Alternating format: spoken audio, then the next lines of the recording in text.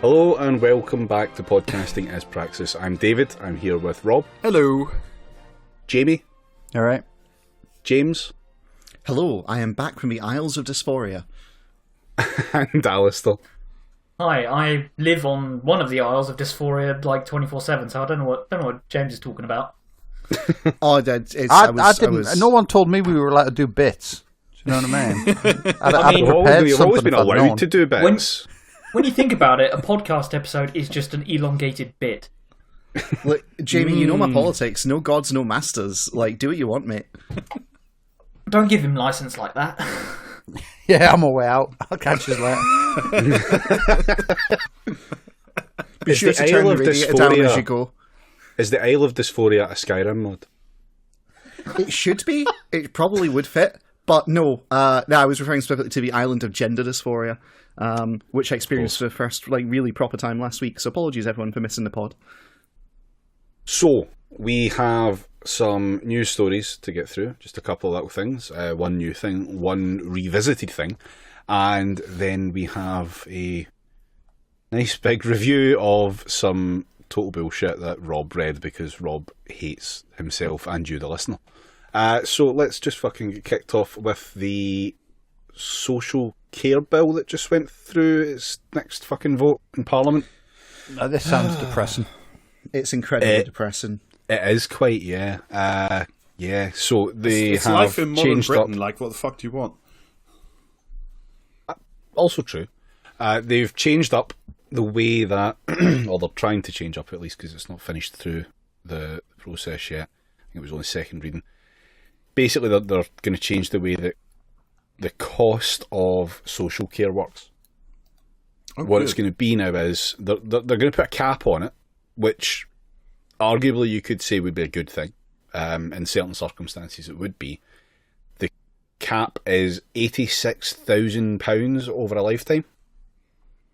That's a very specific figure, David. How did they arrive at that?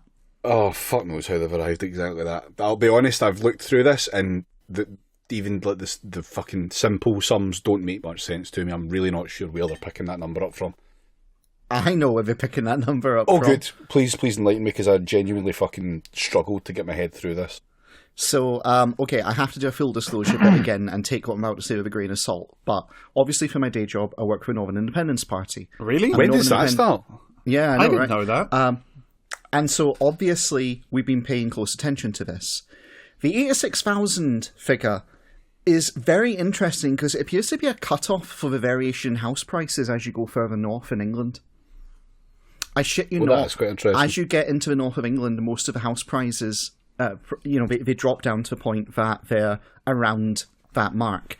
The further south you go, of course, it goes exponentially higher than that.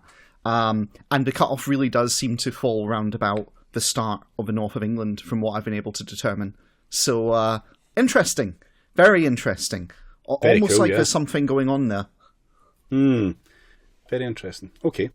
The cap is, like I said, £86,000 over a lifetime. Anything over that will be picked up by local authorities. Oh, well, that's After good, any because one single councils person's done have all the budget. Councils are just flowing over with money. I'll get on to how it's funded a little later on. Terrorism. But it is means tested. Oh, good. Oh, good. Well, when you got a policy that you just want to fuck over, like, the vulnerable people in society, you can always make it just that much spicier by sprinkling just a little bit of means testing over the top to taste. Well, this is actually kind of the funny bit. It's means tested, but only at the bottom end of it. There's that's surprising. Yeah. It means testing only for the bottom. That never happens. Yeah, kind of weird that. Way it works is, if you have assets under £20,000, then the local authority will just pay for everything. Yeah, but From if the you get-go, have you don't less do than anything forward. £20,000 in assets by the time you need the majority of your care when you're older, for most people, Yeah, you're rooked. then you're already completely fucked. So, like... Yes. Mm-hmm. That's the bare level of service provision here. If you have up to, so above 20,000 and up to £100,000 in assets, you can get assistance from the local authority, but not have it all paid for while you move towards the cap. But any assistance that you get from the local authority doesn't count towards the cap. Oh my god! What? Wonderful, isn't it? Numbers Foxstein does another wonderful fucking policy. Yes. This isn't right. I'm gonna stop you here. This isn't Number Foxstein, right?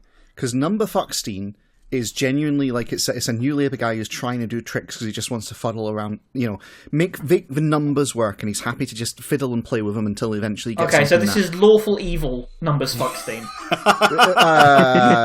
Yeah, this is malevolence, right? And I should clarify, I actually misspoke earlier. To be clear, the 86 grand, that is the lower bound end. It's half of the average price of house prices as you get into the north of England, which makes sense if you're wanting to target, say, the lowest demographic of society, right? So apologies for the lack of clarity earlier. But anyway, carry on, David. Let's hear the lack full of extent clarity this. on this podcast. Say it ain't so. I know, right? If you have more than £100,000 in assets, then you get fuck all help from the local authority. But you're already in a better position than anyone else with less, because you will have way more of your assets proportionately left over. So the BBC published a nice simple infographic, which is about the only fucking thing they're good for at this point. If you start off with £100,000, you'll be left with £20,000. Mm-hmm. Cool. If your starting assets are 270,000, you'll be left with 184,000. If your starting assets are 500,000, you'll be left with 414,000. Do we see the problem? Wow, this sounds really fucking regressive. Yeah. It's incredibly just... What this essentially is a tax on, when you really get down into it, it's not actually about paying for the care. It's about preventing the poorest in society, predominantly in the north of England, by the way, because of the way it works out, from accumulating generational wealth. Yes. That's it. That's what it does. Basically, the lowest but how end... else can we keep them poor? preemptive inheritance tax. That is... Yeah, it kind of is. Incredible. That is sublime. Like, so some people, you like actual Numbers Foxsteins will be coming up with work going, but no pensioner is going to get thrown out of their house because we can get a loan from the council against the value of their house, and it's just their inheritors. It's even better than that, though, because they're not the only people who would be able to offer such loans or buy equity in a house, etc., etc. Oh, is this the triumphant return of Wonga? No, not necessarily. No, something worse than that. Companies along the lines of Blackstone would probably be very fucking interested in fucking pulling into this, because if you think about it, this is an entirely new property market, effectively. Oh, good. It was not going to be open previously for companies, corporate landlords, to move into. So yeah, look forward to that. That's pure supposition on my part, but I'm calling it now. That's what's going to happen. I'm looking forward to collapsing the economy in 2050 by the subprime care loans crisis. Now, isn't it something else to know here? Cars that's going to do that first, though. Oh yeah, that's going to be like 2035. Yeah. Yeah. Oh yeah. I thought it was possibly earlier. Eventually, there'll be a crippling crisis of capitalism every 2 weeks. It speeds up more and more. It never actually fucking collapses in itself, though. Something worth noting here is that care is defined solely as personal care, which basically just means help with washing or dressing or, those kind of basic things. Up the stairs. Yes. of an evening. If you want food or warmth or shelter, fuck you. Those are not covered within this. So no, that's fine though. You can't £200 a week. You can't cover those things because when the services inevitably collapse and we have to get the army in, our brave boys can handle the eating and dunking someone in a bath, but you can't expect them to cook. Do you know what I mean? Well, they done away with the army catering code years ago, so yeah. So I will also So I will be able to get washed, but I will only be able to get washed in a skip because my house is no longer there. Cool. Yes. All right. Excellent. Well, that makes me feel really good. Yeah, those costs are capped at £200 a week for the likes of your accommodation, etc. But obviously, £200 a week—that's insane money for someone who doesn't have any fucking savings. Is that including all bills in that, like heating, food, and everything? In a care home, I would imagine so. But even then, that's still you're still talking £800 a month potentially, which is higher than a lot of rents. Yeah, that's like a commuter belt rent rate, so that's cool. Yep. So just to put it all together for the benefit of our listeners, you will be able to get assisted living care through your council, but you're going to have to pay for it, is the short version. The payment you make will be means tested. And if you have any substantial assets whatsoever, they will strip mine those assets up to a point. There's a point where it stops. It's not infinite. And it stops right about the point of the value of a lower end of housing in the north of England. It is fascinating, because this is just pure ideology, is it not? Yes, it absolutely 100% is. And this is more palatable, it would seem, than doing the sensible reverse of this, which is to just get rid of all the fucking fees and just tax the fuckers who can afford it. Yeah, create a national care service and then pay for it by taxing the rich. Yes. Yeah, I mean, and I know we're long gone are the days of that being a prospect, but oh, you have no idea how far long gone those days are just yet. Just you wait until later. So, at the end of the day, this is purely about destroying any meaningful vestige of wealth build-up among the lowest in society, and also cementing a rentier class, because, remember, if the house is basically being repossessed to pay for care, or a proportion of a house, there's no option for downsizing if you're on the lower end of the scale, you're shunted into renting. It's intentional. Now, something to consider that I'd want to know is I wonder how many of the MPs voting for this have or are attached to, in some deal or form, property portfolios in the north of England for landlords. All of that is something I do not have information. I mean, as on, we established last week, being a landlord isn't a job, so they don't have to register that. What I do have, though, is I have up the page just now of all of the votes and whomst voted which way, and there's some interesting things here. Not so much in the Conservatives that voted against it, because there was 19 of them and it doesn't fucking matter, because they were all I'm sorry, I was marks. assured by Robert Peston that the most interesting thing about this vote was that there were Tory rebels. Oh yeah, no, but the definition of a Tory rebel... I just want to carry on what Rob was saying. Just the absolutely no consequence whatsoever for 19 MPs out of a majority of 80 something that they've got. Yeah. It's just free real estate, as it were, for the good Tories in scare quotes, trying to burnish their fucking credentials of taking a principled stance against anything. But if the chips are really fucking down, they would have voted for this fucking thing. So I want to explain something. I've been wanting to talk about this on a podcast for a while. In America, the Democrats have this concept called the rotating villain, or the villain of the week, where when push comes to shove, there's some decent-ish Democrat who will step up and do the horrible thing to pass the terrible bill, and everyone will tut-tut and moan, and then they get to go back on the good step, and then it's another rotating villain will be the one to do the dirt, essentially, next time. And that's how the Democrats do. That's how they launder their image. It's like, mostly they're all good, but, oh gosh darn it, wouldn't you know, every time there's a serious vote, there's always one of the good ones, a different one every time, has to step up and be evil, right? We don't have that in this country. We have the opposite. We have the rotating hero of the week among the Tories. Yeah. Where all the Tories, they have an agreement that on any bad vote, there is a rotating schedule, and there's an allocation where some of you will get to look like nice people this time. It won't actually affect the passage of the bill. The bill will still pass, but you'll get to look nice by voting against it. And that's what they do. And our fucking credulous media, who are complicit in this, in fact, calling them credulous is wrong. They straight up, they're partners with this. They buy it every time, and they promote it every time. And that's how you get shit like, certain particularly noxious Tories getting all this praise and shit during Brexit. And in the vote since, it's just, they get to be the hero of the week. Looking at you, Ken Clark. Well, on this one, it's actually interesting to note here that the definition of the Tory rebel were also the ones that abstained in a lot of instances. And there's a couple of notable ones here. So, notable ones here for the Tories are Jeremy Hunt. No. Good to see he's still out and about. Yeah, Well, he's having a good time. genuinely thought he was dead based on how little I've heard anyone on the BBC say cunt lately. Yeah, Hunt is constantly being lauded as this kind of the Rory Stewart of the Tory-run NHS, basically. The Libs are still at it with that The shit. Rory Stewart of Michael Goves. And another interesting one here is Theresa May. Mm-hmm.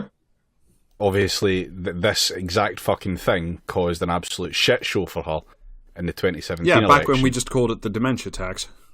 Yes. No, this is it's Theresa May's turn to be a goodie. Basically, she clearly has no ideological objection to this, based on the fact that she fucking proposed it last time. I don't know how necessarily true or to what degree it is true, but there have been people saying that this is worse than what was known as the dementia tax. And I do find it interesting that there is some like murmurs of like the good Tory rebels and whatever the fuck, but it's interesting that the opposition isn't capitalising on this at all.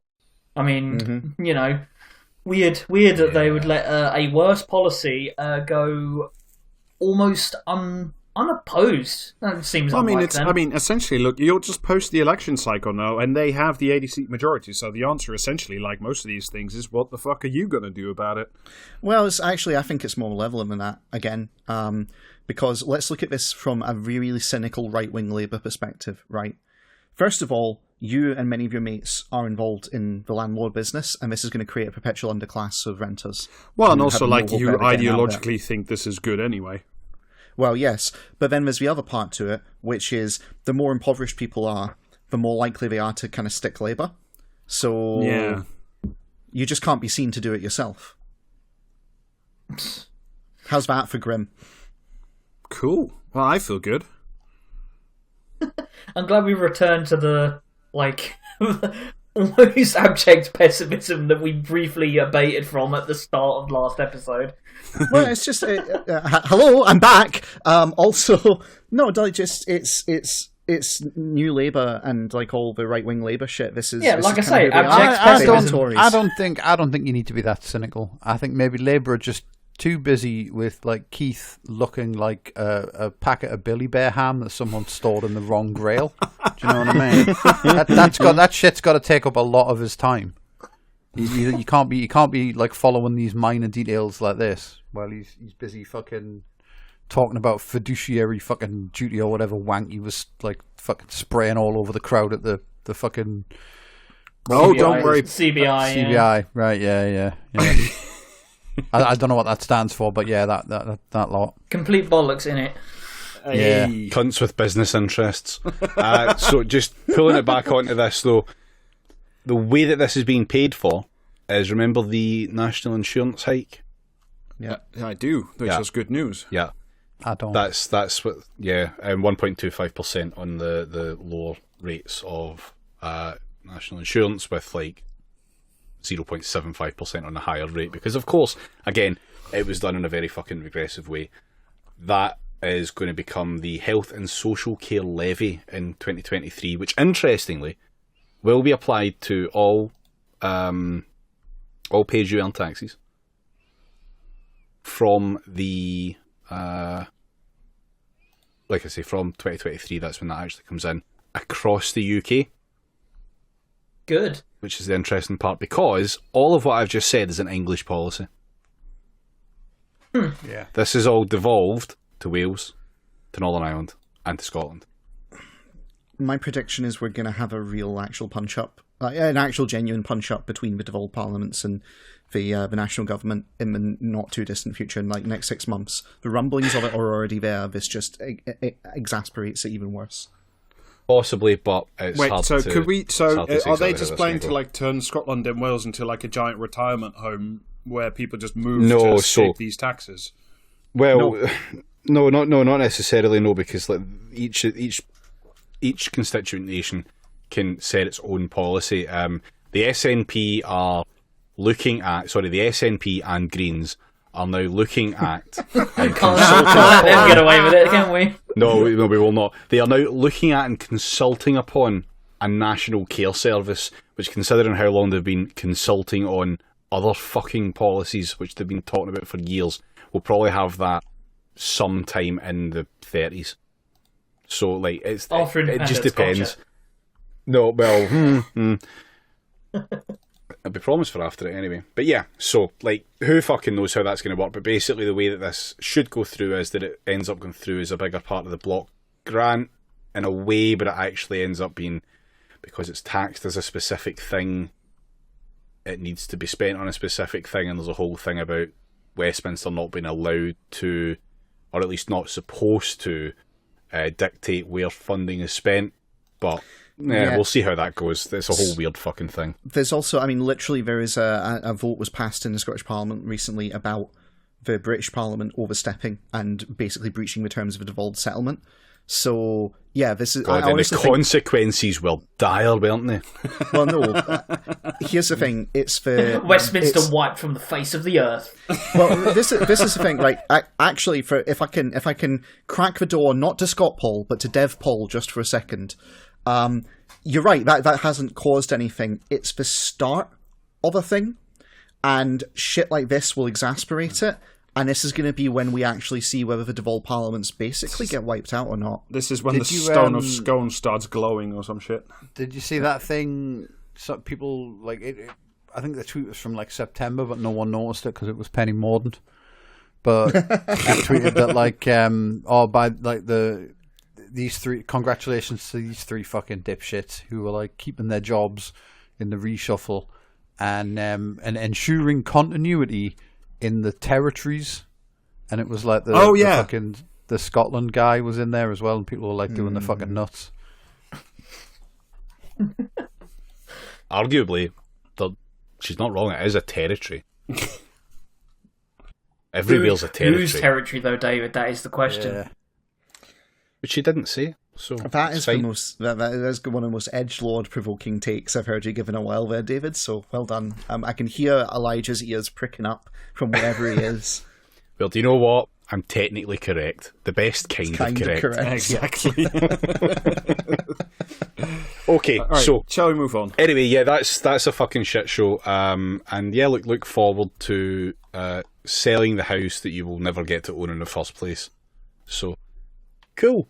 Rob, what have you got that's other good news for people who live in houses? Other good news for people who are domiciled, like the those privileged listeners. cunts they are, you know, with their roofs and their heating for now.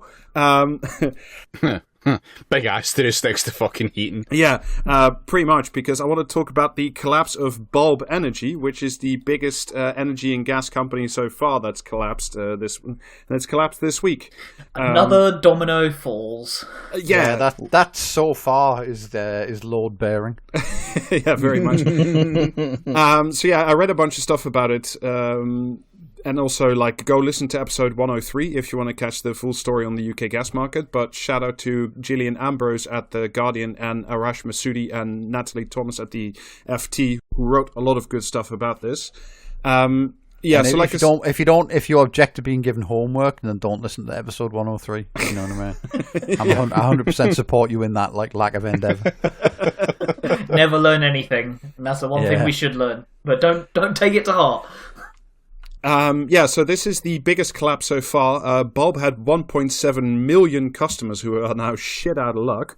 And Bulb follows either 20 or 21 other companies that have collapsed this year.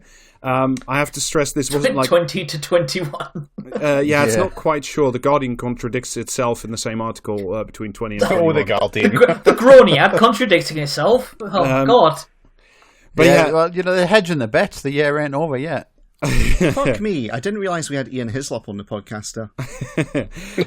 Fucking deleted from orbit with that one. Who was that directed at? Because if it was me, I'm coming around to fucking slap you. No, it was fine. It was Alistair. Oh, then I 100% support that. Like, get ready. If there's one thing I've learned to enjoy from this podcast, it's Jamie's enduring support. For not learning anything.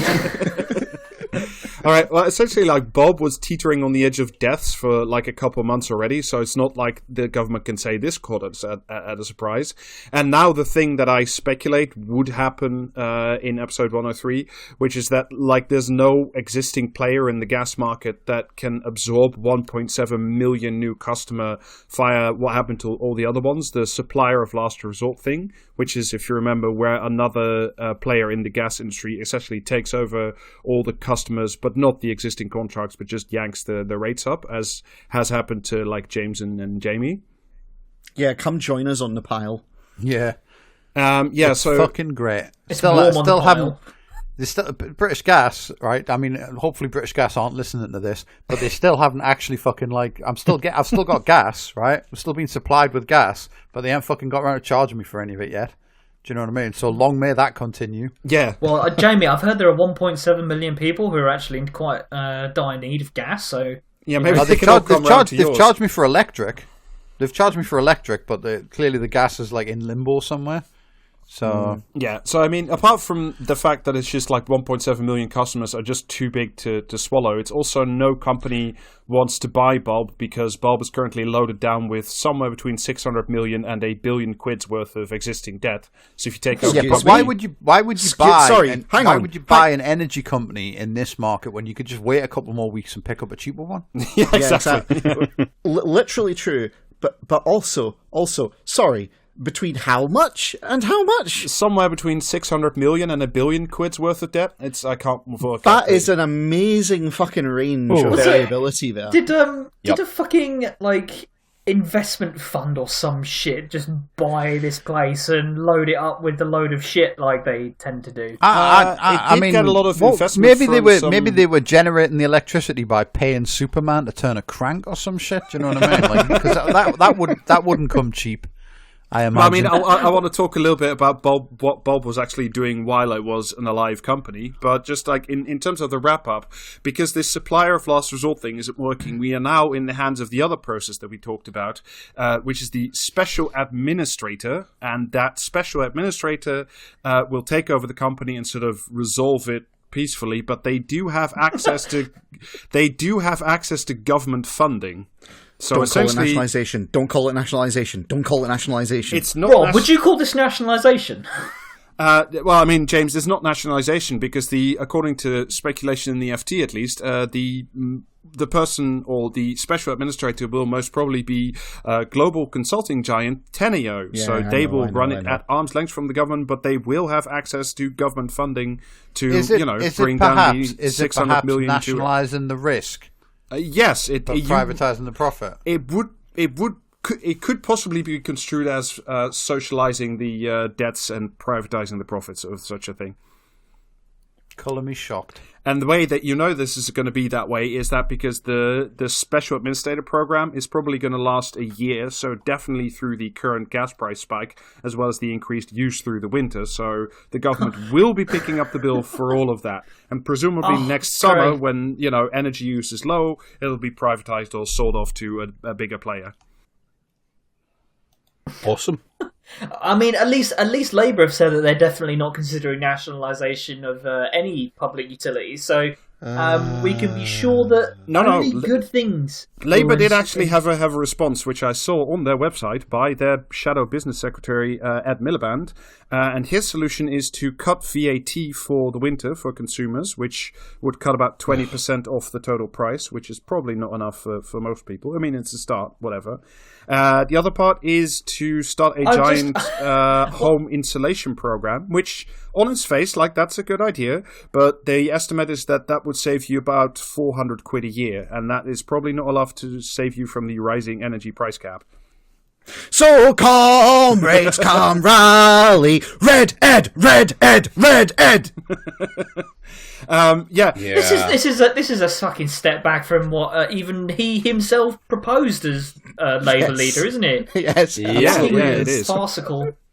I mean, just a little bit about how Bulb actually functioned. It was a few years ago, if probably to nobody's surprise, celebrated by everybody, including the government, as a brand new startup that was going to take over the world.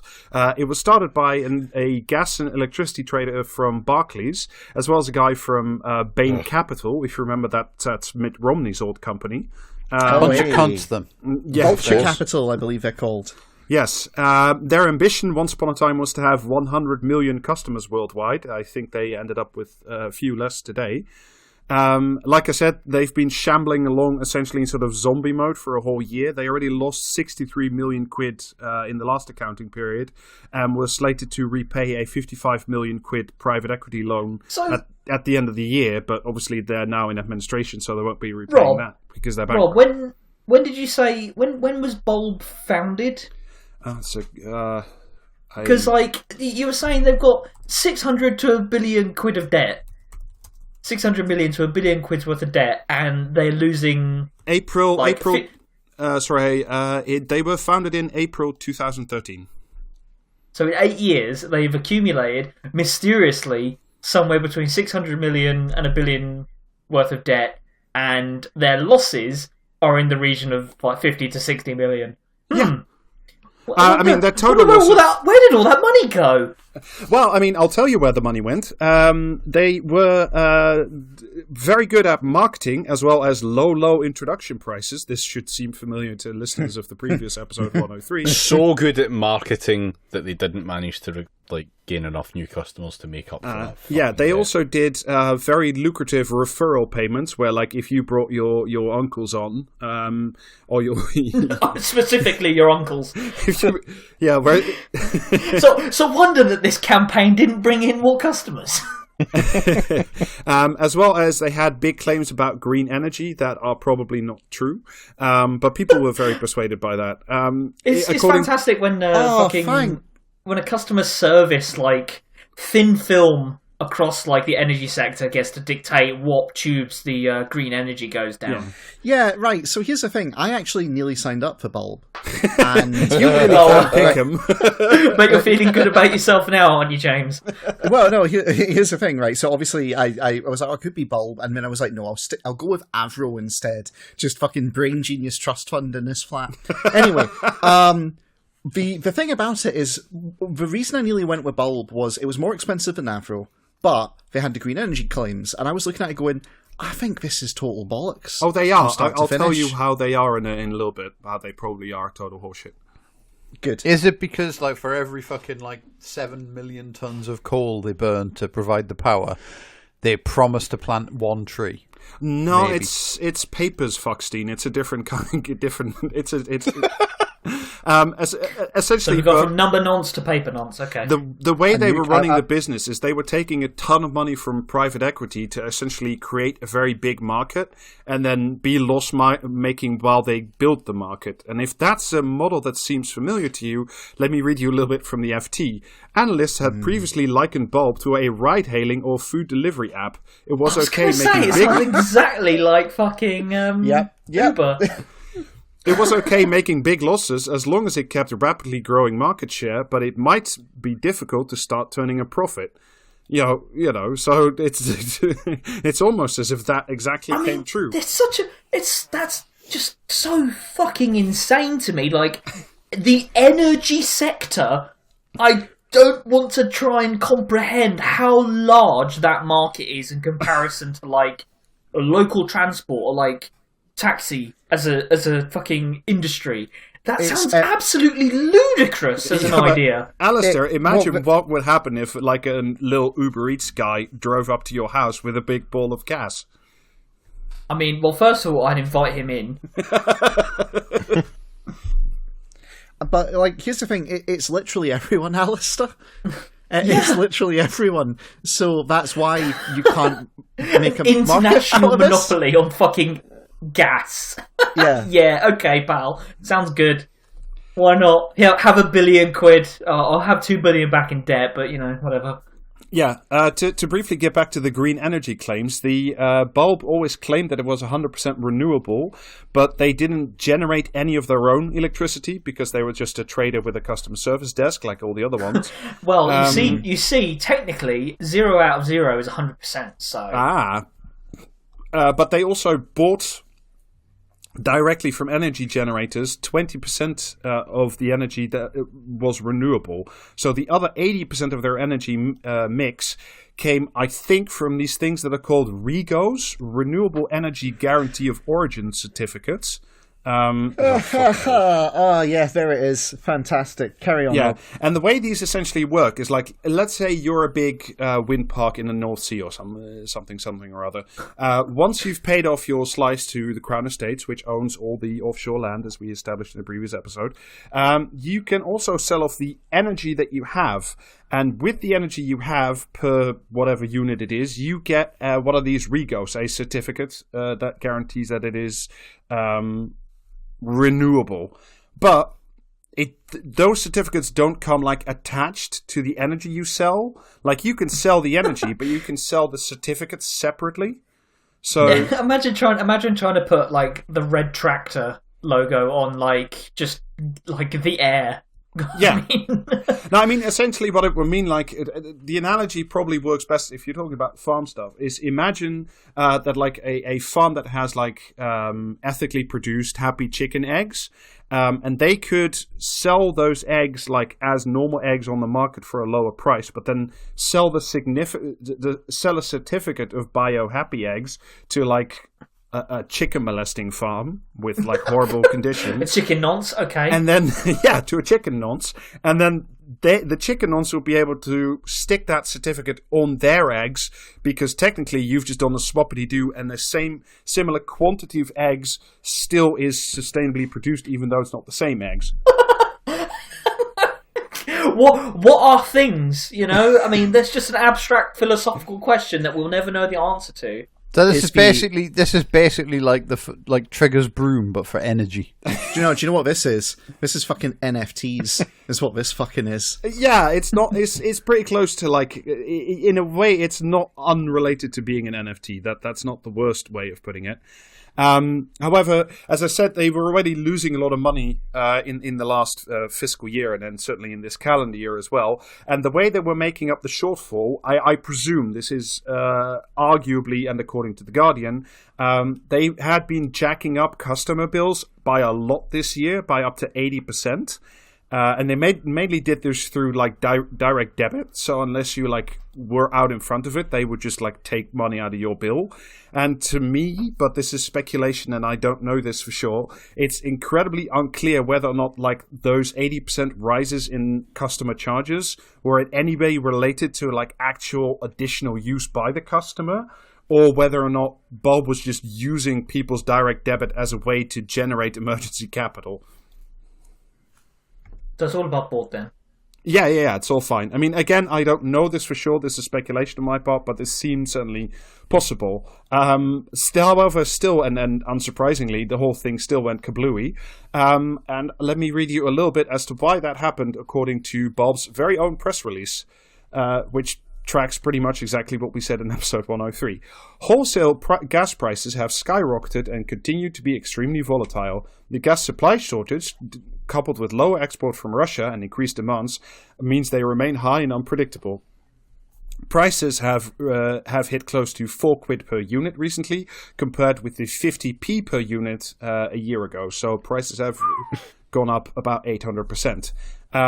We have always been big supporters of the idea of a price cap to protect consumers, but the current price cap is set at a level about 70p per unit, well below the cost of energy. So for those of you doing math along at home, there's currently a 3 quid 30 gap per unit per therm between what it costs on the market to supply you and what the company is allowed to charge you. Again, you know, that means that only companies with a lot of capital... So, that means that the market solution to this is to just let it all fucking die. Well, I mean, they're completely locked in. They have no choice but to die or to, like, eat through their financial reserves. I mean, that's just it, isn't it? I mean, whenever we talk about what is essentially like it's a natural monopoly. You need energy, you need fuel, etc. It just highlights to me how completely insane it is to introduce markets into, like, particularly in our extremely neoliberalized society in the UK. it makes no fucking logical sense whatsoever if you actually want to get energy to people. And I mean, the obvious answer here is that it's purely extractive in the sense of both the fossil fuels and also getting money from the fucking customers by jacking up their fucking direct debits. Yeah. So the FT estimates that there's currently a price gap between the maxed out energy price cap that they're allowed to charge, like everybody on this podcast, and most of the people listening, and the market price that it actually costs to buy the energy. The price cap is currently, give or take, 700 quid, I think, a month or something. So, like, that's the company, that's the loss per customer, per household that every gas company has to eat. So just to put it into perspective, Bulb had 1.7 million customers, which means that if you were, say, British Gas or Centrica or Aon or Scottish Power, one of the big players, they would have to eat presumably a 1.2 billion quid every month loss at the current price rates until it goes. So, like, of course, now the government's on the hook. So doing very quick math, 1.2 million times 12 months, so that's like, I don't know, that's like give or take 18 million quid. That's presumably the government's going to be on the hook for, and by the government, I mean, you know, obviously not the government. Is that million or billion, Rob? Billion, sorry, yeah. Oh, yeah. That's just just a factor of 1,000. Yeah, so yeah, it's about 14.3 billion, assuming the prices stay the way they are in the coming 12 months, that the government has just put itself on the hook for because Bulb has collapsed. But thank God we didn't nationalise that shit, hey? Yeah. I mean that would be horrible. I mean, look, that's irresponsible spending of limited government money. Which, and this is responsible spending of limited government money. Yes. Yeah, I'm gonna say that when it comes to spending government money, I could not give a fuck. Do you know what I mean? Like, it's gonna cost the government this much money. Well, the government shouldn't be so fucking stupid, then, should they? You know what I mean? Could have easily avoided this, but whatever. I would simply print more money. Yeah. Or just like fucking, just do a press conference, and instead of talking about fucking Peppa Pig or whatever the fuck, like he was trending on Twitter for today, just like do a press conference and go, money isn't real, get the fuck out. Do you know what I mean? We've had enough of like fucking bankers. We've had enough of bankers and businesses, so just like, you know, get the fuck. Money's not real. Well, we're not gonna let you like just swan about fucking like you own the place just because you made up a number at some point in the past. Do you know what I mean? Like, it's ridiculous. Like, frankly, I'd have more respect for society. I'd have more respect for a society founded by wizards than I would for this fucking stupid bullshit, quite frankly. Do you know what I mean? I can't think of a way to collapse this country in every way possible more than the Prime Minister just getting up and saying money isn't real, deal with it. Yeah, it'd be fucking great, wouldn't it? It'd be fucking hilarious, yeah. Jamie, it you would be in your absolutely element. everything is on fire within about 10 minutes. Yeah. Well, you know what I mean? Do you know what is real? Fire engines. They exist. Well, I'm glad you teed this up so well for us, Jamie, because for like the big topic I wanted to talk about tonight, Is it wizards? It's pretty close. I've actually gone. I bet it fucking isn't. It's not quite wizards. It's the other thing Do you know, that you I just would mentioned. I'd be pretty excited for an episode about wizards. Can we do one, Jamie? Yeah. Right. Yeah, That's it. but Can we podcast outside today? Future bonus sorted. Yeah. But you know, in absence of that particular episode, what I have done for you today is I have actually read Keir Starmer's and Boris's speeches to the CBI. So I thought we should talk about them for a little bit. This is not even remotely connected to wizards. You're a fucking like fraud. No, but it is connected to Peppa Pig. I don't care about that shit. You know what I How mean? is Peppa Pig connected to wizards? Yeah. I want my wizard content. Are we doing 5 degrees of Kevin Bacon, but with wizards here? Is that what this is? And the bacon is Peppa Pig? With wizards, you presumably only ever need 1 degree anyway, because they can just make that happen. See, once again, this is why nobody lets me do comedy. No, Rob, see, the thing you need to understand is that your special skill, and this became extremely evident when I listened to your guest appearance on Trash Future, which was very good, but your skill lies in inflicting massive psychic wounds on everyone nearby, and that was extremely evident with Milo's reaction to your like Oh yeah, reading I was all that reading book from about Brewdog. the Brewdog book. Yeah. Yeah, If anything, you are the wizard here. Yeah. Oh shit! The that would real explain a wizard lot. was inside you all along. No, guys. He lives in a castle in a far off mystic land where everything works just so much better, almost like magic. He's a fucking wizard. Why are all these trans people sort of protesting outside my house all of a sudden?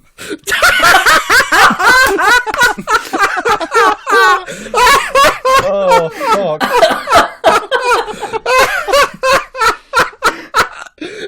And that's why we let you do comedy, Rob. Yeah. I'm gonna guess Wikipedia have doxed you again. Oh. Anyway, So Rob, anyway- the CBI. Yeah, I thought we should. Do we have to talk about this shit? Like, for Yes, real? we have to Can talk we not about talk this about shit. like anything else that's happened this week, like Kid Rock?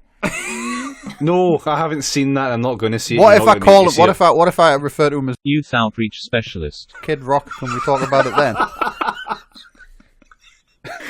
No. Yeah, the more you say things like that, Jamie, the more likely we are to talk about it. Is there such a thing as a double libel? If you commit a libel and a libel, does it cease to be a libel? Is it like No. double negatives? Your Honour. Well, Jamie, it was worth a try. But yeah, I mean, no, it's a good try, Jamie, but we are going to talk about it. I'm not going to talk about the Peppa Pig thing, because that's a loser thing for idiots, by which I mean the UK press. Oh, we've lost the fub peas. Womp womp. Yeah, so first I thought we should talk a little bit about the Boris's speech and then Starmer's, and then essentially, like, I wanted to talk about, like, why we talk about this, because the CBI is the big, like, that's the big corporate lobby group, and what Yeah, they, it's the big corporate blowjob from both major political parties, and I think in order to say that actually we both love capital so much. Exactly, and I think the specific contours of how the knob was slobbered is kind of interesting, so that's why... How ribbed one's mouth was. Yes, exactly. Well, did you all see that with like Twitter launched that fucking was it Spaces this week where it's like you go on and like fucking Yes. and people were like immediately doing like blowjob ASMR on it, and it's like yeah, I'm sure that's gonna last. You know what I mean? Like Twitter aren't gonna fucking like aren't gonna pull that feature. It went about as well as anything else Twitter have ever done. It was great. You know what I mean? I know you keep trying to put off me talking about this, but it's not going to happen. So, You're going to eat these damn vegetables whether you like it or not, Jamie. yeah. So But get a fucking move on. Then I'm getting the Chinese later. So the sooner we get through this shit. well, at least you're getting it after the episode and not during, unlike some people. So yeah, Yeah. David, could you play a video sort of for me, or even just the audio of the "fuck off" quote from Keir Starmer? Could you do that for me, David? Please, pretty please. Fuck off. There we go. all right. Well, having fucking prepared everybody for this now. All right. So Boris does the usual Boris thing, by which I mean he doesn't make a lot of sense. And his main sort of theory, and I think this is a genuine thing with him, is he just wants to be like a permanent booster for everything, which is like if he thinks that if he just displays enough like enthusiasm, he's a hype guy. and He's a hype he's a man. hype guy. Yeah. That's essentially, he thinks if I just hype enough, then the private markets and wizards will just sort it out and make things happen. That's kind of the way that I see this happening. Because the main thing that he starts with is saying, thank you so much, UK industry. You were so wonderful during the COVID crisis. And I'm just like, but I think we all remember, there not being any vaccines, there not being any ventilators or masks or anything. But now apparently British industry was great.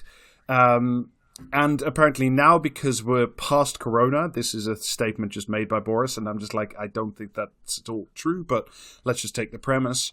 And we didn't have a recession the size of the 1920s. This proves that the UK economy is actually really resilient and really good, and that same principle will allow us to move past the transport crisis, the energy crisis, many of the other crises. This is great that we're talking about this just after we've talked about like the biggest energy company so far that's just like fallen over dead. Yeah. What he's basically saying at the start of his "thank you so much for not doing a business plot and getting me shot in the head" is how I kind of read it. Yeah, I mean, he might well be prime minister forever, just purely on the grounds that like Rupert Murdoch wants Gove to replace him, and like you know what I mean. The universe itself like doesn't want Gove anywhere that he can be seen. You know what I mean? The universe wants him in Innsmouth. Yeah. So essentially now, no longer Brexit, but the end of Corona means that there is an exciting opportunity to rebuild Britain as a global power and do all the cool things. Shove it up your fucking piss, man. No, like we're not a global power, and we never will again be a global power. Do you know what I mean? I'm sick of fucking hearing it. As if that was a thing to aspire to anyway. You know what I mean? The only way America's a global power, and have you seen the fucking state of it? Like, do you know what I mean? The only way we become a global power is if we actually discover wizardry. Like that's what it would basically take at this point. Pretty much. And that's why Rob lives in Switzerland. So the things that like the only way we become a global power is if everyone else on the planet gets sick of us and they all leave. Do you know what I mean? and who could fucking blame them? We become a global power for at least as long as it takes monkeys to figure out how to work doorknobs. So how Britain is supposed to sort of re-energize and revitalize is through digital skills. Oh Christ! Take your cyber and shag it. Jamie, are you not excited to use your diploma in global communications? Nah, fuck that. Like, I'm gonna retrain as like a fucking stage magician or some shit. You know what I mean? Retrain as an actual wizard, Jamie. It's the only. Well, no, you start as a stage magician and you got to work your way up, haven't you? Yeah, I suppose. Yeah. You need to demand to be taken You seriously. can't just come in and be Gandalf on your first day. That shit would be fucking disastrous. That man, you know what I mean? Yeah, you got to have that period where you prance around in the woods talking to the animals and stuff. I guess. So Yeah. looking forward to that shocking development from Jamie. Right. So the second way we're supposed to do it is... You ain't seen the animals in the woods out back here, like, you know what I mean? So the second way Grimdark we're... Tom Bombadil. Just Jamie holding a one-sided conversation with a really depressed pigeon. Love it. So the second way you're supposed to do it is by providing more finance for startups, which just like that's just nothing that can actually ever go wrong there. I mean, he also just become SoftBank, easy, sorted. I mean, later in the speech, he does talk quite extensively about how Britain is the home to thousands of unicorn startups that are valued at over $1 billion. So you know, there is that to look forward to.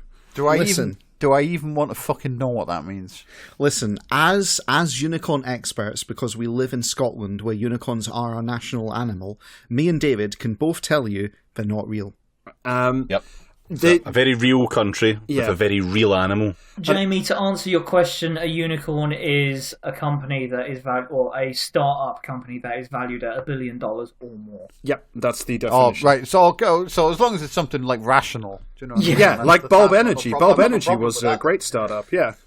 Do you know what I mean? As long as it's not some fucking prick just throwing darts at a wall and going, haha, now I am worth $11 billion. Do you know what I mean? And yeah, I got no fucking problem at all. It sounds perfectly reasonable. Yeah. So imagine this is going to be like someone invents like a new kind of moss or some shit, isn't it? Do you know what I mean? Pretty much, yes. And then they try and pretend like everyone needs moss.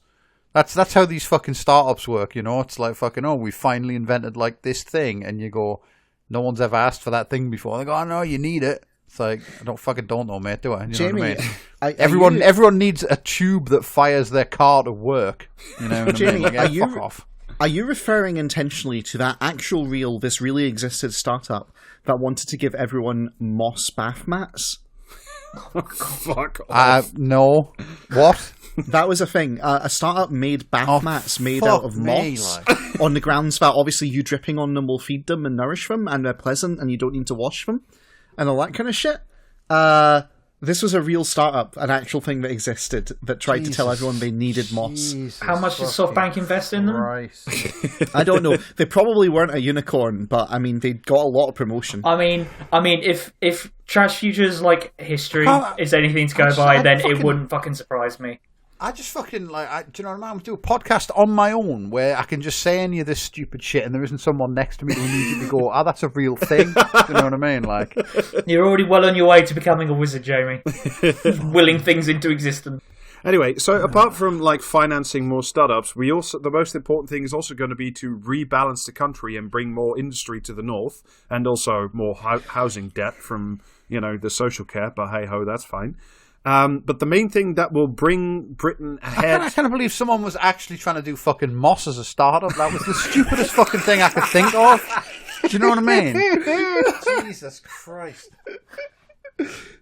Do you need a minute, Jamie? No, just carry on. I'll just sit okay, here I think you've acclimatized to the reality you've shifted to. Let's go. All right, but the main thing that's going to really boost Britain and make it the global blah blah blah is a green industrial revolution. Yes, so Moss. Let me quote you a little bit from the speech here now. I've had some pretty wonderful jobs in my life, but among the most purely hedonistic, I would rank motoring correspondent for GQ magazine. I drove Ferraris, Maseratis, Nissan Skylines, Proton Sagas, you name it, I drove it. This is a fucking great tweet. I'm assuming that is you're reading out right now. No, that's actually lines from his written remarks. You name it, he drove it. A cart filled with bodies during the fucking Great Plague. And that means one of the most important things that Britain's going to build the future on is electric cars and electric everything. That's going to be a real big part of the future because Britain has mainly... Is Elon Musk involved? Yeah. Or he is he? Yeah, I think they're building some kind of battery factory or something or other somewhere in the UK. Yeah, I mean, like the fucking like because this is just what the people who want to try and imagine a world where we've like solved the climate crisis. The only world they can imagine is essentially the exact world that we've got now, except electric cars. Yeah. And none of the actual boring infrastructure that would actually need to be built in terms of, like, an obvious example of the fucking railways, which, the Tories have just said, yeah, we're not doing the really important stuff in the north of England in order to make trains actually fucking work on our creaking, decimated fucking rail lines. No, but fucking electric cars so that you can drive the, like, 5-minute walk to the corner shop. Great. Don't get on a bike. Don't get on a fucking train to go anywhere because the tickets are fucking 200 quid and they come every 5 hours. No, just get a fucking electric car and fucking subsidise Elon Musk fucking moon base where he hopefully inevitably dies. Yeah, but I mean, Alistair, have you considered how far Britain has come? Because Battersea no longer uses coal to generate power, and instead is now a funkopolitan hive of cafes, restaurants, hotels, and homes. I want to die. Yeah. I concur. Do you know what I mean? Why are people still fucking, Elon Musk's, basically admitted he wants to be a comedian, so why are people desperate to try and buy the future from a fucking comedian? Yeah, that's funny, because I want to become the Joker. Yeah. But I mean, of course, Boris being Boris and this being the Tories, it will be the consumer, not the government, that drives big switches in anything. And particularly, he said young people will drive these changes. And, young people with all their money and capital to significantly hopefully change. Down the barrel of a gun they'll drive this change. Well, I mean, that is the where power resides. And, of course... Mousy Sung, didn't realise you were on this podcast. And, of course, it can't be the government, because the government doesn't innovate, doesn't make new products. Governments can only set limits and make new markets. They can only marketize more and more of everything that we do, because that way there will be more innovation and more things. Specifically... The function of government is to kill the poor so that there's plenty of room on the safety net for corporations. That's basically what governments do nowadays. Yeah, you know what I mean? Like helping out Bulb with about 14 billion quid if the current math continues. So yeah, all you got to do is just bulldoze all those fucking, poor and disabled and homeless people out of the net. to make room for like, you know, some guy in a fucking like in 3 top hats and a pair of monocles to land in it. So what the government can do in terms of making markets is they can spend more government money, but they can spend it through the private sector to make things Even happen. more efficient. Yeah. Again, let me quote a little bit from the speech. When I came back from the Sinai desert, I laid down 10 commandments, and that's like, you know, that's some kind of fucking language right there. Thou shalt develop. Oh my god, are we actually... Are there actually 10 of these? Because Yes. don't fucking read them out. But it's very quick. Thou shalt develop offshore wind, hydrogen, nuclear power, zero-emission vehicles, green public transport, jet zero. Are all 10 of them? Fuck Are all off. 10 of them this long? Green buildings, carbon capture and storage doesn't work. Well, you fucking, you know what I mean? Just ignore my question there. That isn't an answer in itself. It is in a way, yes. Nature and trees, we previously discussed that, also doesn't work unless you're willing to take care for it for 30 years. And green finance, so those are like... Oh, so divest from all fossil fuel industry. Okay, let's do that one. That might be a fucking starting point 30, 40 years ago. Well, I mean, like the London offshore Eurodollar market is essentially the home of all oil trading, and that is essentially one of the main pillars that keeps the London city floating. So I'm not really sure that that's going to be on the card. But we are going to have more scams and more green finance. I hope they're green scams. Yeah. We'll just, we'll just sell A guy with more a of cup those, and like a leaf under one of them. Yeah, we'll just more get moss. more of those chicken nonce certificates to sell you, Alistair. I'm amazed you guys are so cynical about this. With the roaring success of COP26, it's clear we're moving to a net zero future for carbon, right? Yeah. But, I mean, just to make sure everybody in the audience, which, again, that's the huge business lobbies, wasn't getting too worried, he is very confident that young people will go back to the office because they need the water cooler banter and to pick up social capital. And according to Boris, again, this is a quote from his speech, Mother Nature does not like working from home. What? Yeah, just take a moment. Sorry, actually speechless at that one. What? What does that even mean? It's presumably a variation on on nature abhors a Much vacuum, like- I'm assuming. Yeah, I was going to say the exact same thing. That's the only thing I could conceivably think of. Nature 'cause, abhors you working in your jammies. Yes. Yeah, well, you know what I mean? You see, even Richard Littlejohn was banging that fucking drum today. Yeah, he was. Yeah. Presumably from, like, Florida or wherever the fuck he lives. Do you know what I mean? Yes. But absolutely, definitely not. 100% certain, with absolute certainty, wasn't saying that from the fucking Daily Mail office. Do you know what I mean? But and like we'll close up talk about the Boris speech around here. He did say one thing because like we're all going to need those fancy new digital skills and stuff, right? And we're all going to have to relearn things and retrain in cyber. And the way we're going to do that, Boris announced on stage, is every adult in Britain is going to get a 3,000 quid personal budget to acquire lifetime skills, which is a... Oh my god, the Skills squirrel all bother over. us! Yes. It is! What I mean, what does $3,000 get you in terms of like It skills? doesn't Is it like 1 year matter. of university? No, It doesn't matter. a third of a That's year, third one of a term. year. Oh, well, there you go. Joe Swinson is the Prime Minister. Damn, she did it. See, I mean, like I said, but when you watch, and I watched a little bit just to see him speak and do the Boris thing, not the Peppa Pig thing, because again, that's stupid and for idiots, he's just an after dinner speaker. Like, he just does gags and is optimistic about the future and just wants to do this boosterism thing I said. But the thing is, because it's empty garbage and everybody knows it's garbage, but it's presented so enthusiastically, he's still miles better at it than Keir Starmer is.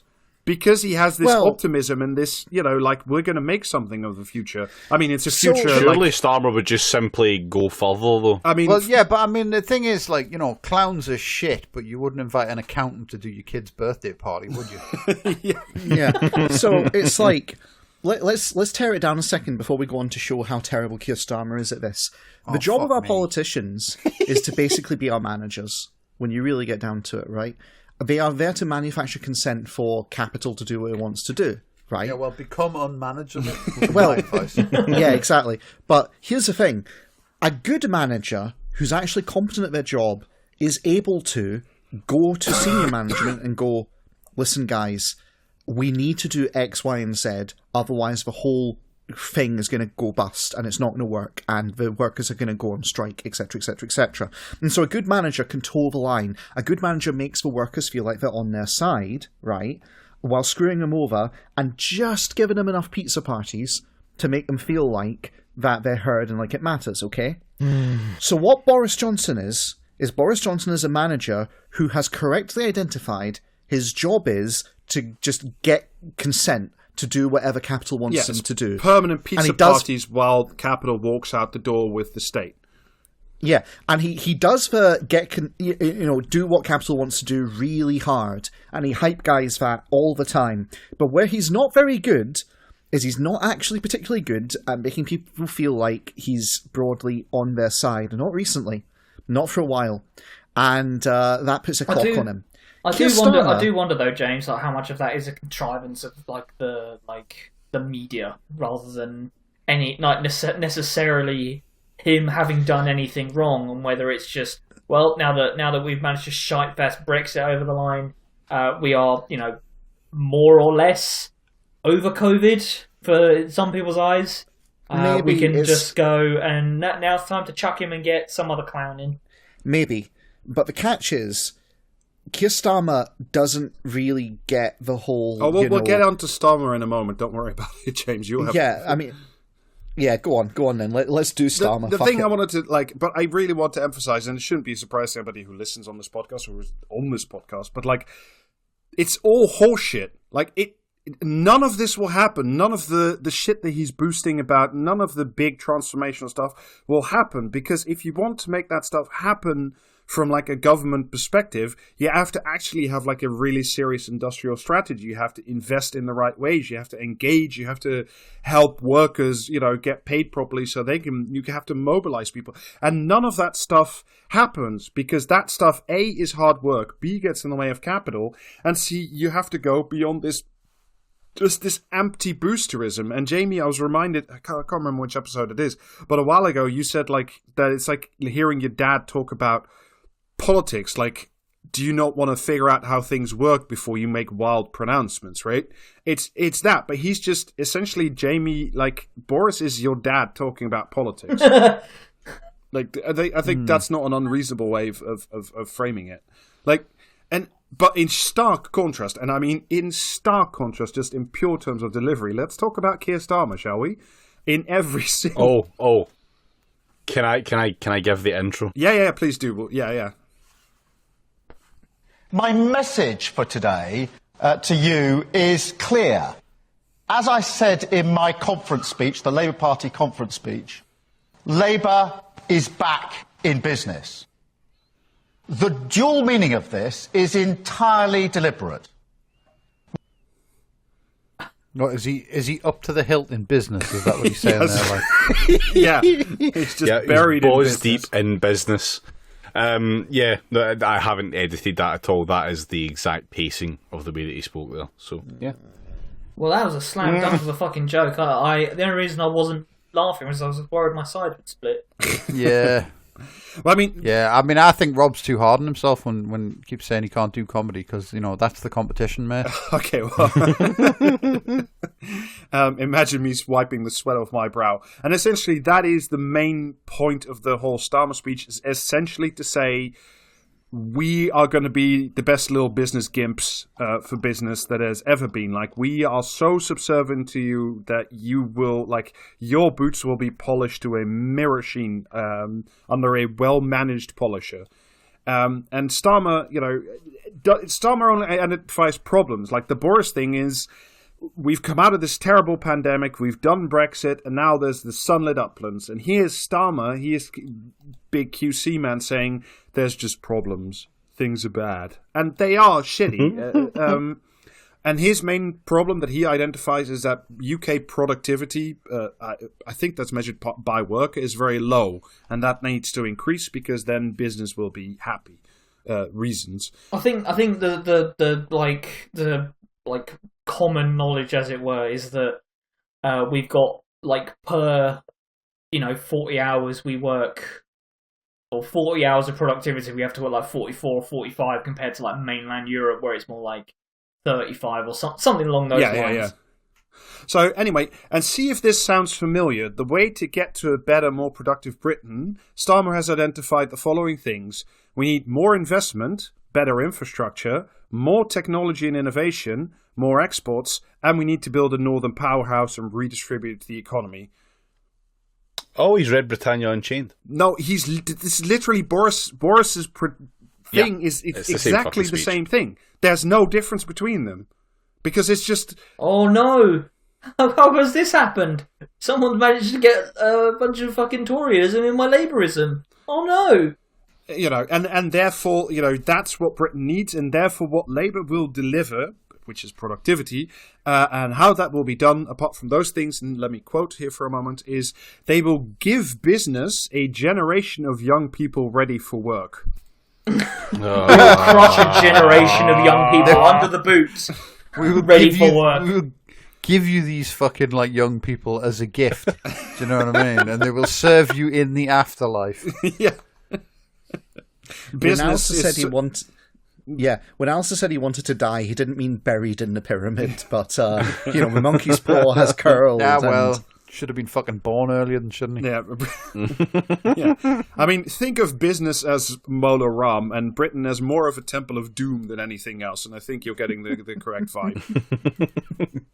I mean, this is, by the way, very much lifted from a horrible book by John Cruddas working years ago, I think called Work, where he says that, which is very like Protestant Calvinist, about like the only thing that matters is work ennobles you as a person, and you know, like that's you see it all the time with all the different things that they're doing now. Is like they always talk about work bullshit? Yeah, they're always talking about work and hard-working families and workers, and clearly people who don't work or can't work are not part of the new Labour equation. They don't really exist. The other things that Labour will offer business is stability and managerial competence through more treaties with the European Union. Technocracy! Yeah. Love it, baby. Contract stability, rule of law, and fiscal discipline. There's a lot about fiscal discipline. You know, have you got that fucking just toe-curlingly cringy fucking line about when he was asked... Yes, I was about to read that to you.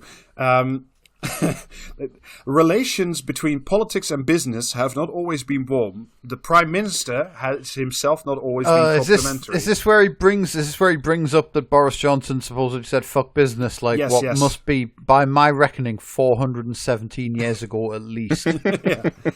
But he hasn't. He, like nothing else has happened in the intervening centuries that like Keir Starmer can like thinks you can make hay out of. So it's like.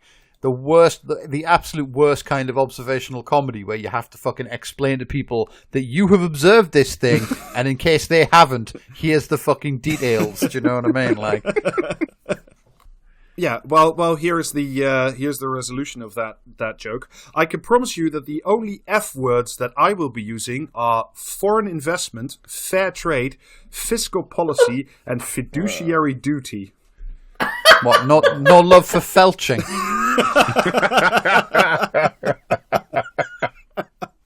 I do like how this is preempted in the notes with "kill me with a rusty knife."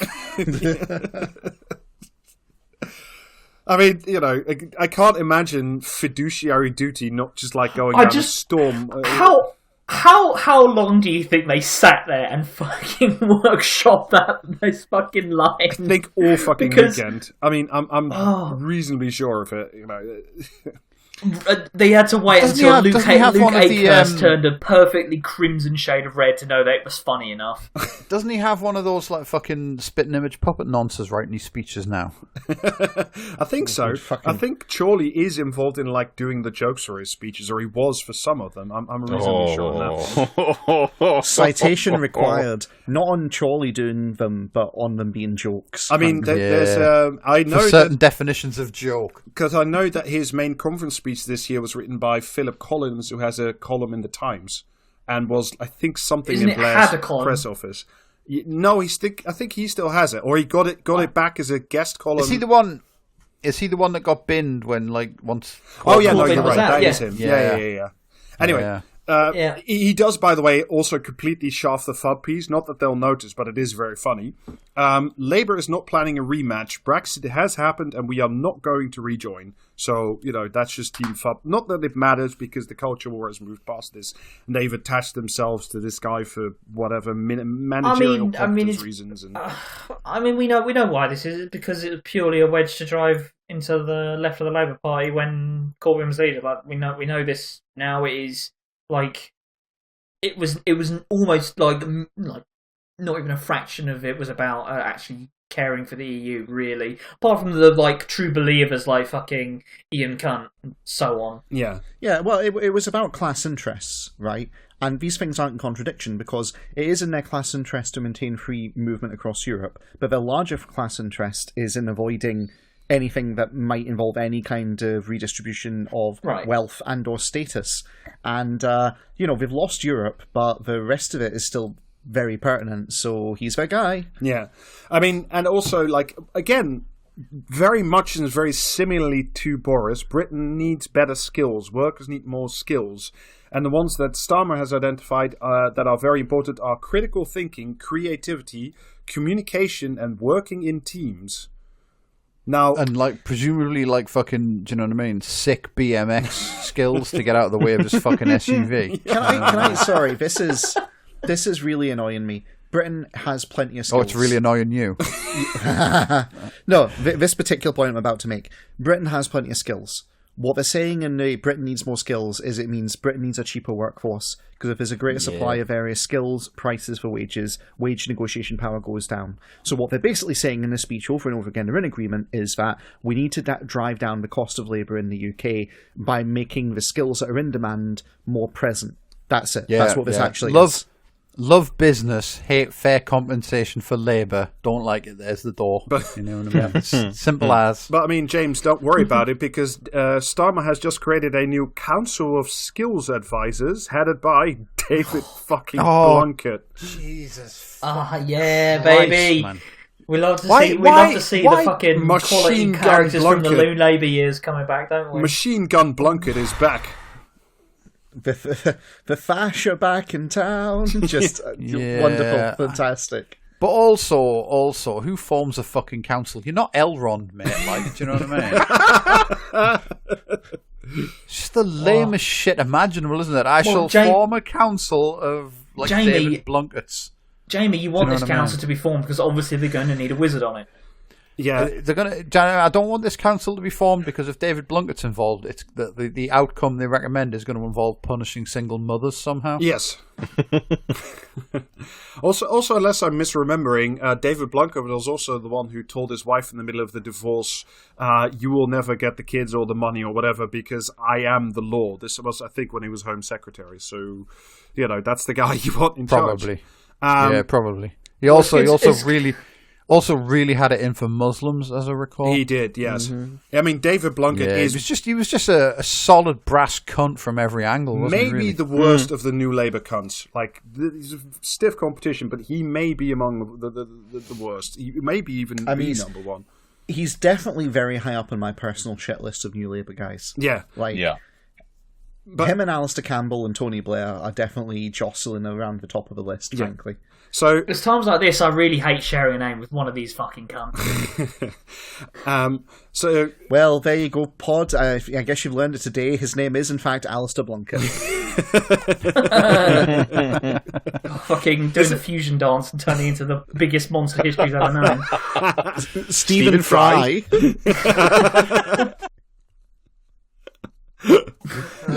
This is like when we found out that Michael Gove's daughter does ketamine and coke and smokes. His daughters are cool. What? When did we find this out? She was on TikTok. I wonder why the fuck I'm asking that. You could have said that earlier in this episode, and I would have forgotten it. Do you know what I mean? So, among the skills things that will be developed is a promise to add digital skills to reading, writing, and arithmetic. So they will be taught. Coding will be taught from primary school onward. And solve all the world's problems with fucking coding. I'd love to hear it. And man. if you want to Oh catch... yeah, no, we got to drive down those fucking wage costs for coders and computer shaggers, right? Well, I mean, if you want to... Do you know what it is? I've been coding since primary school, and look at me now, Dad. So if you want, like, a glimpse into the future of a, totally hypothetical, will never be, but sure, why not? Let's have a poke. What school life will look like under a Starmer government, I'll read you again from his speech.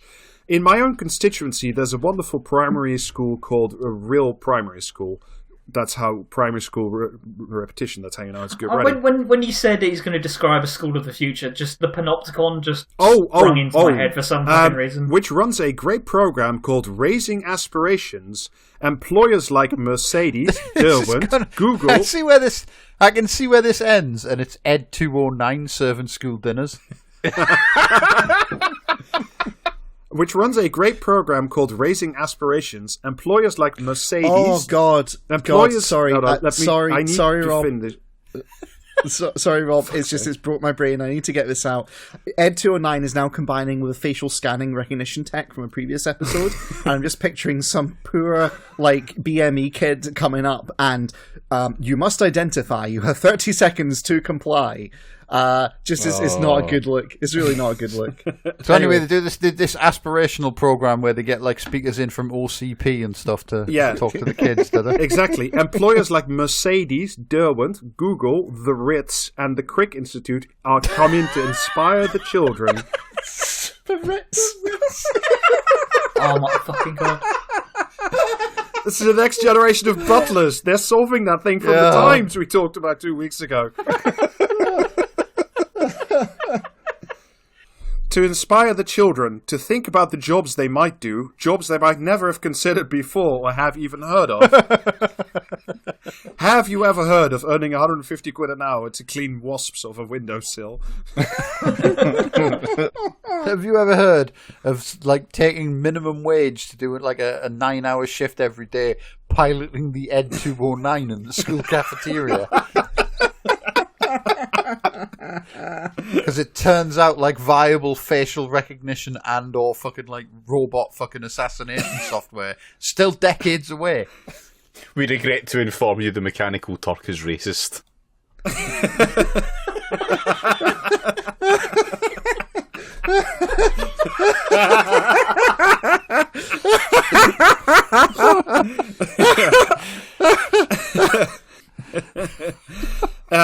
Just a few other bits and bobs. There's going to, again, completely like the Boris speech, he wants to create 100,000 new startups over 5 years through a startup loan scheme. So just, more whiz-bang, more startups, startups are great and hip, and Christ knows what they do, and most of them fail, but... It's just a fucking companies with a website, fucking great, cool. Yeah. That'll fix everything. And then there's also going to be a green revolution. It's weird. Starmer talks a lot less about climate change and the green industrial revolution than fucking Boris does. Which, do you know why? That's because the green industrial revolution was a Corbyn program and it must therefore be destroyed and annihilated. Kind of, yeah. It's basically yes, but when Boris does it, business goes. He obviously doesn't fucking mean it. He's a Tory, right? They're on our side. If Starmer does it, then some of them will go, well, maybe he means it. Yeah. And that's why they don't do it as much. I mean, specifically, again, just like Boris, he also specifically mentions building more electric cars in Britain and doing more green steel, whatever the fuck that is. I think that's some kind of nod to presumably the GFG, the Gupta thing that's still exploding with green steel. But, I don't know what he's talking about there. I presume it's not a thing anyway. Green steel, as far as I understand it, is not in the chemical sense low carbon steel. As I understand it, low emissions for steel production. Oh, yeah. I think that's it. Yeah. Please, listener, feel free to yet again correct me if I'm wrong. Yeah, just at Wizard Cubes, just let us know. I mean, we just yes, need yeah, fuck you, buddy. We just need to invent a way of. Not on that fucking at anymore, am I? Well, that was a joke, Jamie. Thank you. Yeah, we just need to invent a new way of smelting steel that doesn't involve a blast furnace, which I'm sure will be along any moment now. Yeah, and if you can think of one, at Anxiety Cowboy, that'd be grand. Yeah, fill your boots. I don't give a shit. Do you know what I mean? But no, you can presumably get a wizard to like forge some kind of iron wood from an enchanted tree or some shit. Is that not what green steel is? Yeah, presumably. I mean, you can also forge a one ring, so far as I'm aware, but maybe that would be a bit too much. Anyway, and thus wizardry was discovered in the UK. Yeah. Anyway, I'll just close off this. I mean, let's face it.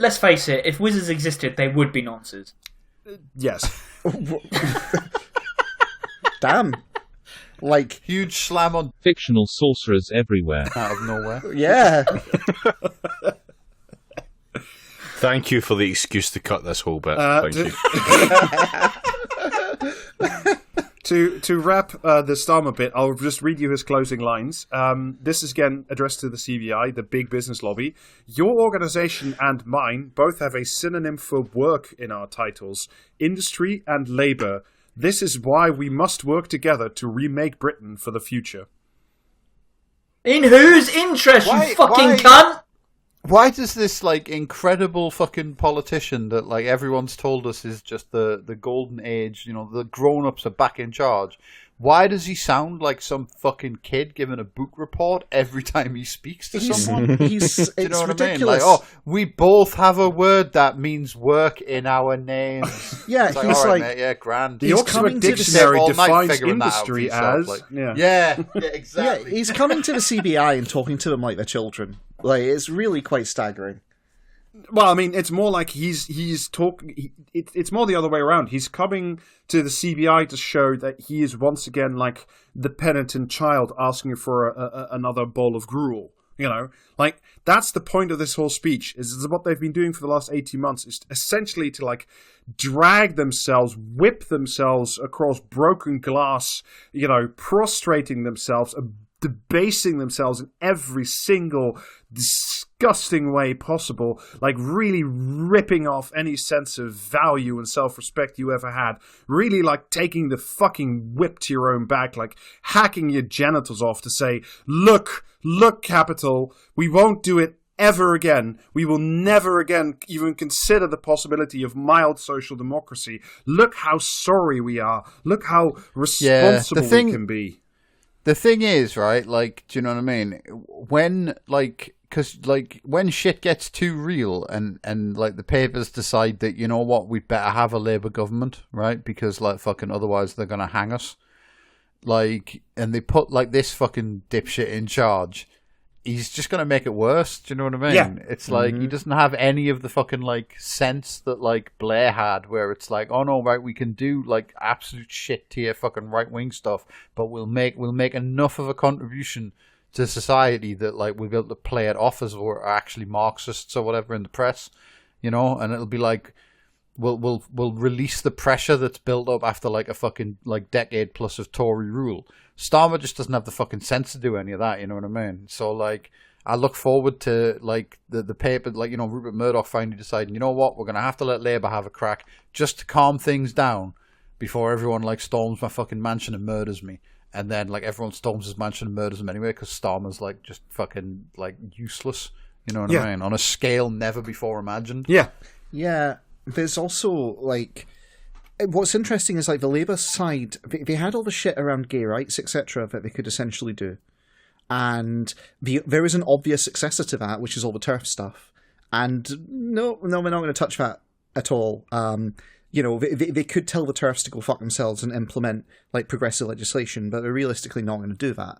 And what they've done is they've basically closed off all the IDPOL avenues by which they could try and balance out. Like, here's the thing: you can sort of get away as a liberal with doing, fiscally kind of conservative bullshit as long as you clothe it in some kind of progressivism.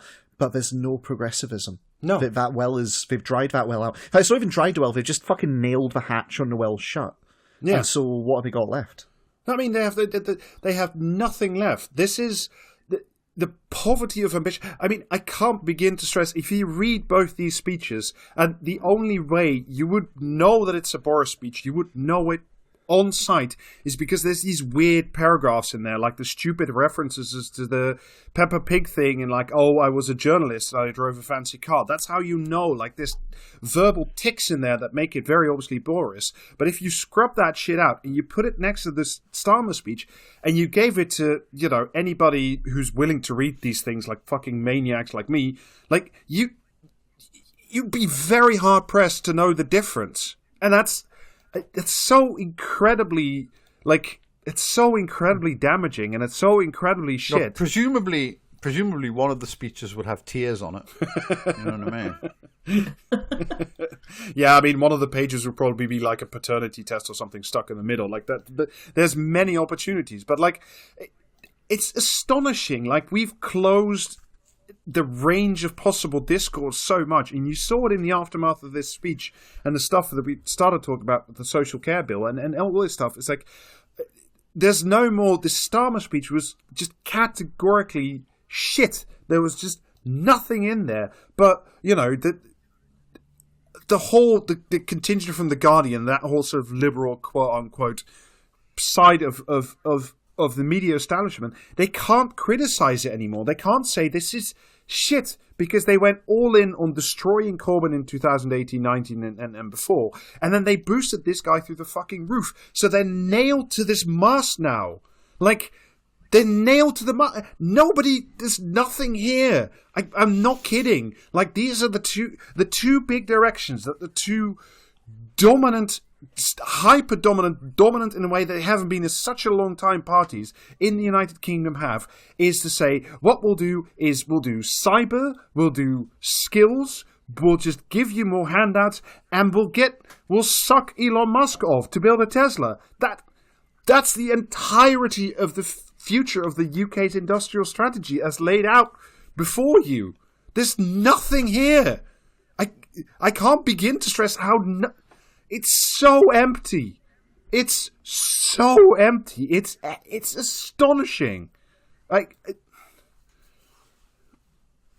do you need a moment, Rob? Because I feel like I do. The dual meaning of this is entirely deliberate. Thank you. That is a good... Yeah. Yeah, he's all about dual meanings, Arkir, isn't he? But I mean, you know, it's the dual speeches, the dual meanings, whatever. They're the same thing. Yeah. Yeah. So same time next week, lads? Yeah. Oh, yeah. Well, yeah. we've got guests on, but everything's fucked and we know this. Yeah, Yes, we have guests on next week, so you can look forward to Adam and Hugh from We Don't Talk About the Weather coming on to talk about schools and education. So you may finally hear James lose their mind about education in full. And Jamie might talk about people learning something, but just not Jamie. Correct. Yeah. On the note of other stuff, though, bonus episode for this month will be delayed. There will not be a bonus episode this month. It will be slightly delayed into early December. Sorry.